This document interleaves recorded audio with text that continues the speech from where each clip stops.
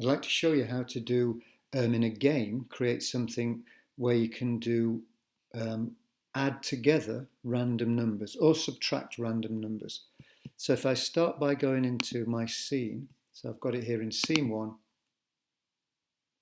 just so I can show you. So up here, these are actors. I'm going to have like 2 plus 3, and then I'm putting the answer here just so I know it's working. So when it's worked that out, it will send the answers to the 3 circles down here. Now one of them will be correct and the other 2 will be wrong.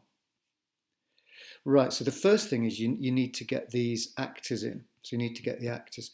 So if I go back here into my actors, I'm going to share these with you as well. In fact, what I've done, if I just go outside here and into graphics, so I've got these like boxes.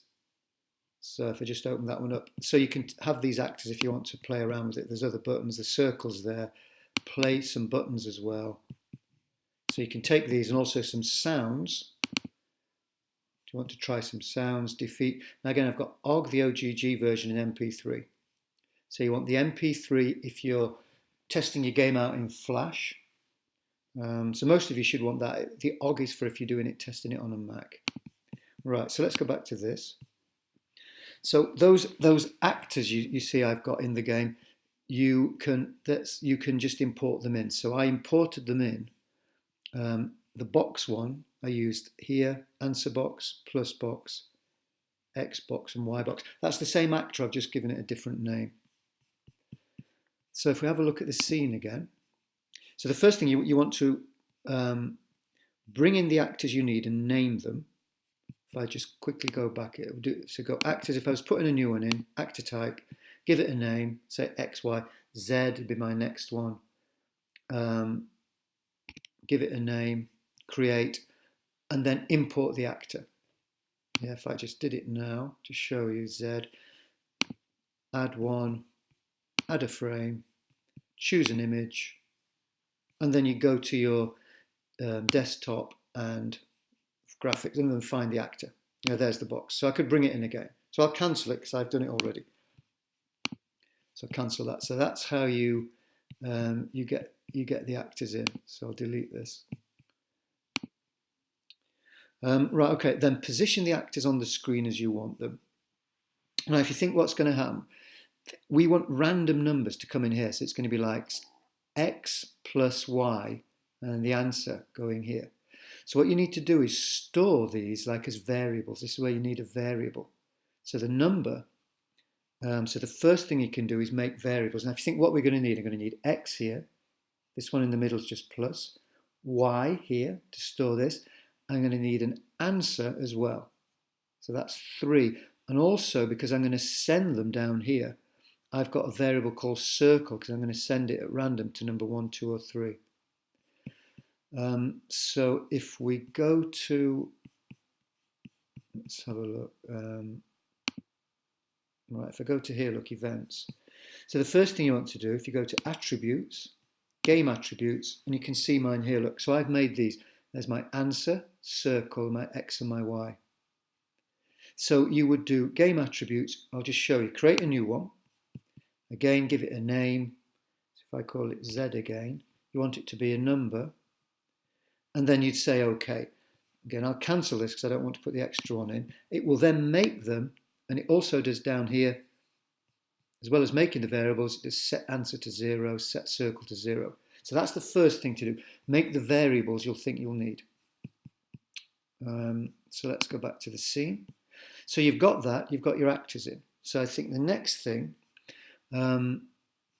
we want to make this, so the X now here, so I've called this one, if you remember, back on the dashboard, X box. I've got X box, Y box, the plus box, and then the answer box.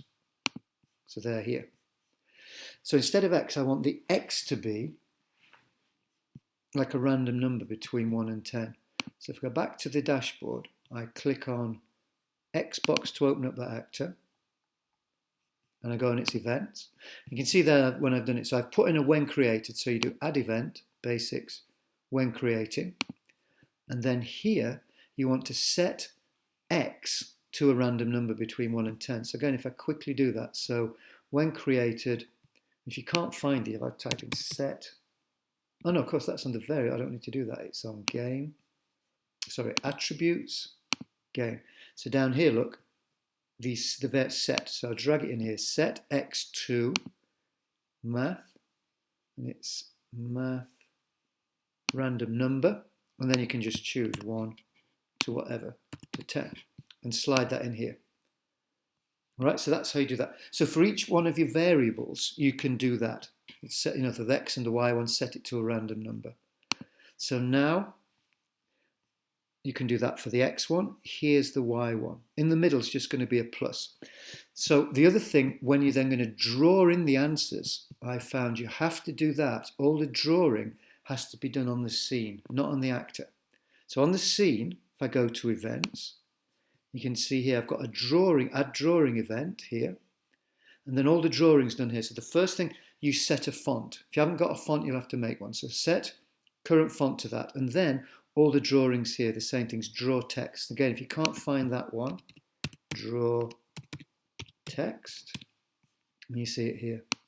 So drag that on, draw anything. So draw text. Now you want to draw the x variable you've just created. So again, you go attributes, x, drop that in there. Now, where do you want to draw it? You want to draw it at the center of the actor I've called Xbox. So you can see them here. So again, now there's an actor for this. I think the best thing is if you just search for X center, X dash center, and it's there, look. So draw at X center of actor, and then, now this bit's tricky, you have to choose the actor. Now if you watch this, Stencyl seems to bunch all the actors, so you have to find the actor, which was the Xbox. Now mine are all hidden. You can see the bees, but the actors are all gone. So what I did, if I go back to the scene, one, to view, get these and drag them as far apart as you can. Then when you do the adding bit, you can see the individual actors. Otherwise it bunches them all together, so you can't see. Yeah, so back to events. So if I do this one, look, yeah, okay, X center of actor, choose actor, and you will be able to see these. A little yellow square appears there, and it puts it in. I've got Xbox 15 there. That was the one I wanted. And for the other one, you can just take, so if I put that one in, there. Again, you can, if you press Alt, drag this out, you can copy it, drop it in, and just change that to Y center.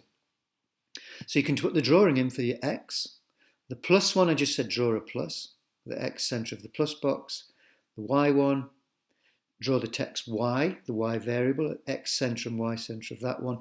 And I've also put in the answer, so drawing the answer back in, the answer is going to be here. So I'm testing it to make sure it works.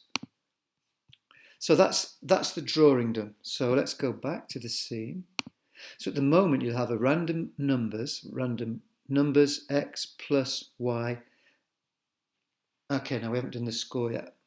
So we're drawing those in. So yeah, the next thing, the score is going to go in here, right? So let's open up score, answer box. So open up answer box, events, and that's the, a couple of things here. So important thing here, you're making always. So we'll always remember add event basics when creating. No, that's not that one. So add event basics when updating. So you put a when updating one on. So when updating, set answer to X plus Y. So again, how would you do that one? Back to attributes, game attributes, set answer to, so there's an answer block ready there. And from the math, choose that first one plus, find the variables here, X plus Y, and you're done. And again, add, so then you drag that one into the always. Now there's one other thing, I've added some more. So these ones, I didn't want these, I was testing them, yeah. That one I was testing.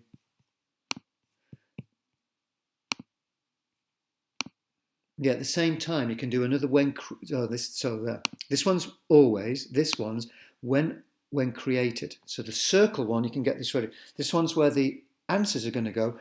So the circle a random number between 1 and 3. So it works out the answer and it sends it to either circle 1, circle 2, circle 3. Right, so back to this. So we've got x plus y. It's going to now put the answer into here. We've done that. We've told it to send it to a random circle 1, 2, or 3. So if I now open up the circles to show you these, so actors, so circle 1. Right, and what have I got on here?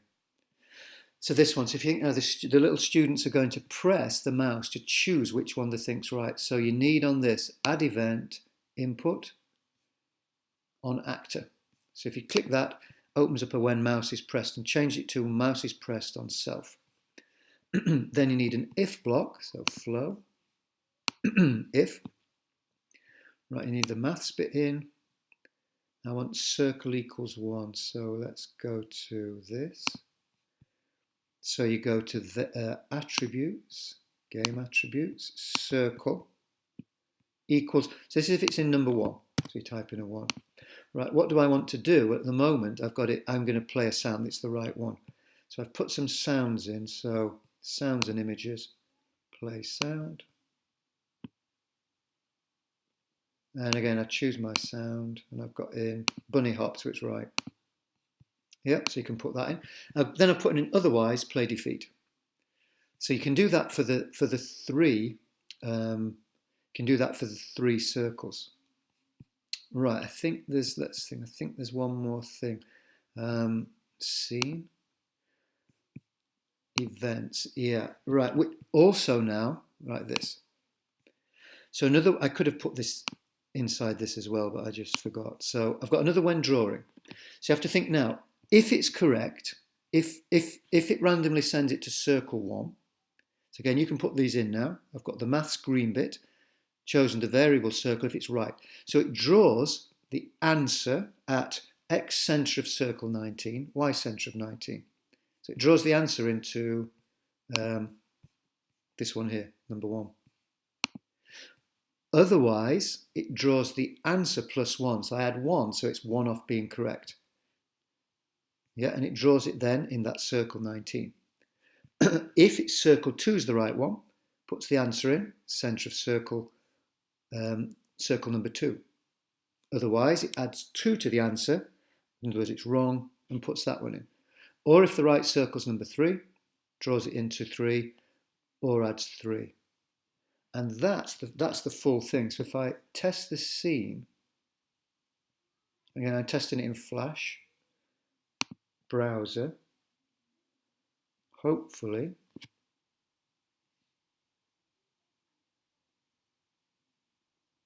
that should be everything. So let's just see.